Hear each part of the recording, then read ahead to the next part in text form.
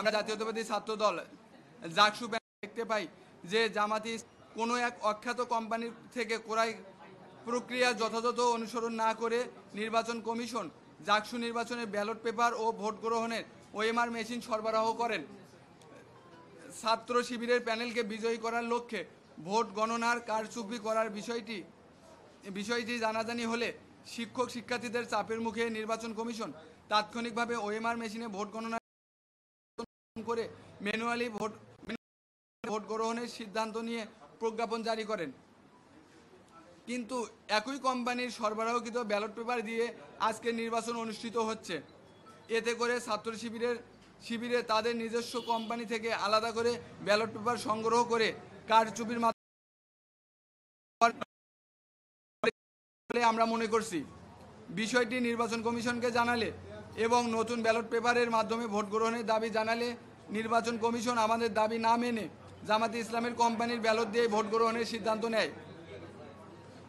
এই কোম্পানি এই রকম পক্ষপাতমূলক আচরণের জন্য আমরা নির্বাচন কমিশনের প্রতি তীব্র ক্ষোভ ও নিন্দা প্রকাশ করছি।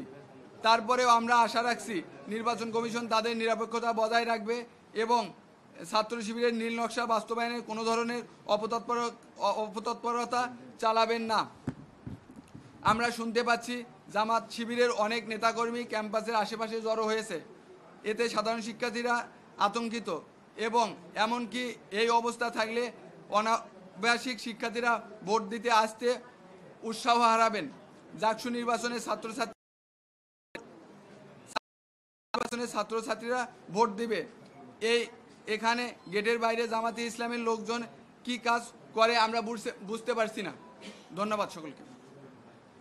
বৈশাখী কিছু বল।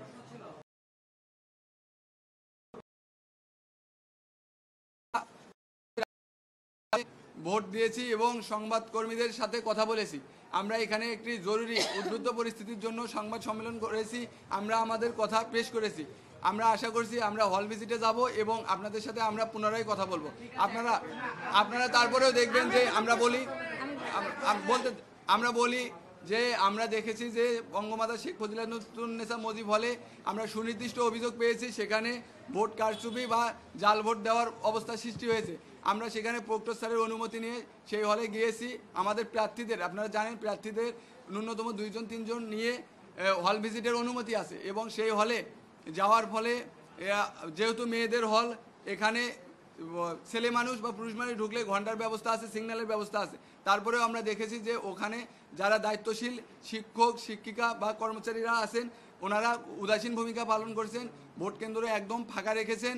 যার ওখানকার যাদের একটি অংশ মব ক্রিয়েটের করার চেষ্টা করছেন। আমরা উপস্থিত ছিলেন তার সাথে সংবাদকর্মী এবং ওখানকার যারা এই জাল ভোটের সাথে জড়িত তারা একটা খারাপ পরিবেশ সৃষ্টি